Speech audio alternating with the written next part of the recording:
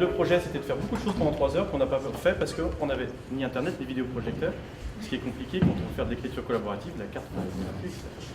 Donc, ce qui nous a permis de se rendre compte qu'effectivement, le collaboratif, avant tout, et même c'est peut-être un peu rassurant, c'est d'abord de l'humain. Alors, c'est peut-être une évidence, sauf que moi, dans mon métier, quand les gens viennent me voir, ils me disent est-ce que vous pourriez nous faire une plateforme collaborative? Alors ça, c'est 60% de notre temps de travail, c'est nous, on voudrait faire une plateforme collaborative. Donc, on a passé un petit peu de temps sur cette thématique-là finalement, parce qu'on est un peu parti des cartes pour parler des plateformes collaboratives. Et dès le départ, on a testé cette idée que peut-être en fait un outil collaboratif, ça n'existe pas. C'est les gens qui collaborent, c'est pas les outils. Alors pourquoi on commence par l'outil?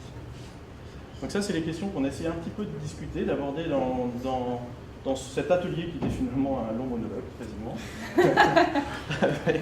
avec un peu de questionnement, mais d'interroger les points qui pourraient être aussi un peu les points qui semblent être du bon sens, mais finalement, si on y réfléchit, est-ce qu'on l'applique vraiment? Alors, ce qui était intéressant, c'est ça, c'est qu'on a pas mal focalisé sur l'outil, ce qui est une commande dont on entend beaucoup parler, et on ne réfléchit jamais au process. En fait, qu'est-ce qui fait qu'à un moment donné, c'est quoi la petite étincelle qui fait que les gens ont envie de collaborer, d'écrire, de participer et de poursuivre? Parce qu'une collaboration éphémère, c'est pas une vraie collaboration. Donc on a pas mal développé cette histoire de process, et savoir que dans un groupe, pour collaborer, déjà il faut faciliter la collaboration, la participation, avant de collaborer, donc déjà un premier degré. Avant la collaboration. C'est-à-dire qu'on a vu des paliers. On a vu des paliers. Ouais, c'est ça, des paliers. Donc à savoir la facilitation, la participation, et ensuite la collaboration qui est un peu plus forte, c'est ça, je me trompe pas. On a vu aussi ce que j'ai trouvé intéressant moi, dans cet atelier, c'est qu'à un moment donné, oui, tout le monde ne peut pas collaborer, donc ça sert à rien d'aller titiller le mec d'à côté qui ne veut jamais faire quoi que ce soit, parce que de toute façon il ne fera jamais quoi que ce soit. Et on tue son énergie, ça se retourne sur nous. Et donc on a découvert le fameux syndrome EPM. Donc vous savez, il y a les proactifs, il y a les réactifs, il y a les observateurs, il y a ceux qui font rien. Il y aura toujours des gens qui font rien. Il y aura toujours des proactifs qui vous feront suer en disant ouais, j'ai plein d'idées, j'ai plein d'idées. Il y a des gens qui vont réagir, donc ça c'est chouette. Puis il y a des gens qui vont observer. Ils font rien, mais ils sont là. D'autant plus dans le numérique. D'autant on les voit pas. Dans le numérique. Donc en fait, cette catégorisation de personnes, elle est très importante à prendre en considération, parce que les proactifs, à un moment donné, le syndrome EPM, c'est et puis merde, ils font chier. Je mets tout dans un placard et je suis autre chose. Voilà, donc je trouvais moi ce processus, cette réflexion sur comment amener la collaboration avant même il me faut tel ou tel outil. Voilà, parce qu'on peut du coup avoir besoin d'outils différents en fonction du fonctionnement du groupe. Assez intéressant. Et puis il y avait la dimension temporelle. En fait, oui, voilà, il faut inscrire la collaboration dans le temps. Ça ne va pas se faire tout seul. Il va donc d'abord, ce qui m'a marqué moi, c'est l'importance que tu as évoquée, qui me parle beaucoup de l'aspect humain du travail collaboratif, quels que soient les outils après technologiques qui vont être utilisés. Une collaboration, c'est d'abord du travail entre êtres humains. Donc de créer ce temps et 7 ans après régulièrement dans le projet de rencontres physiques pour échanger, pour mettre des visages sur des noms de login ou autres, ça m'a paru vraiment essentiel. Et à titre perso, ça me touche beaucoup.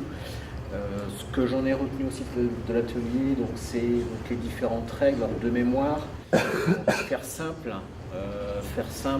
dans le projet, dans la démarche, valoriser chaque collaboration, chaque participation, même de petit niveau, se fixer d'emblée, puisque dans le travail collaboratif, on peut travailler au sein d'un même établissement ou entre établissements avec des intérêts qui peuvent être parfois divergents. Donc définir très tôt dans le projet la donnée minimum que chacun voudra bien partager pour faire une base de travail. J'en suis à 3. Il y en a 10, mais c'est pas mal. Ah oui, j'en ai retenu 7 là. Il y avait la notion de bienveillance et de confiance aussi, dont on a beaucoup parlé, ouais. Qui est nécessaire pour que les gens s'expriment et continuent à avoir envie de s'exprimer. On avait l'exemple sur le projet d'Écosciences, par exemple, où il n'y a pas de différence entre une production qui vient d'un grand chercheur reconnu, expert, etc., et un étudiant qui a fait un travail sur un sujet à un moment donné. Et on fait confiance à l'un comme l'autre sur la véracité de ce qui est proposé, sans modération au départ.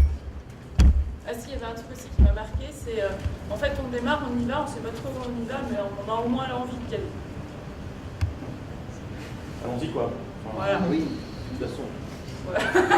Non mais c'est ça, en fait d'avoir, je ne sais plus comment tu l'as exprimé hier, mais le fait de prévoir la prévision, c'est pas de la collaboration. Enfin, la collaboration, forcément, on ne sait pas où on va. Voilà. On sait qu'on avance. On sait qu'on va dans cette direction-là, parce qu'on a défini le plus petit truc commun là. Objet commun partagé. Le plus petit objet commun On peut partagé. changer.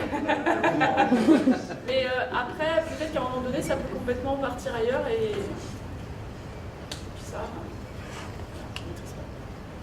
Effectivement, si par exemple demain on devait faire de la collaboration entre nous tous là, dans la salle, si on commence à dire qu'est-ce qu'on est prêt à partager tous, alors là on va faire une liste à la Prévert de tout ce que tout le monde pourrait partager, et si on pouvait faire une plateforme entre nous tous, on va faire une plateforme entre nous tous, et ça devient un truc énorme, il va falloir trouver 300 000 € de budget pour développer la plateforme, qui l'anime? Ah oui, ça on a oublié de se demander qui allait animer ça. Ouais, mais alors ça va être compliqué parce que comme il y a 3 millions d'euros de budget et que moi dans ma structure j'ai pas trop de sous en ce moment, je vais postuler très vite, puis si je pouvais prendre la plus grosse part, parce que l'autre d'à côté, bon il en a plus, on s'aime bien, mais en même temps, bon, comme l'argent arrive. Et donc là on commence à rentrer dans un truc hyper complexe.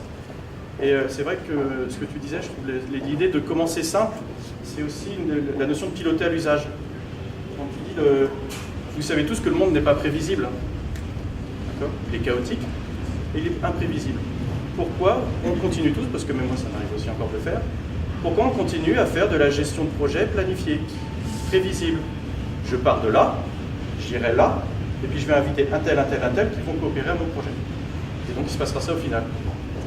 Et en fait c'est pas ça qui se passe. Si on veut faire de la collaboration, ça marche pas.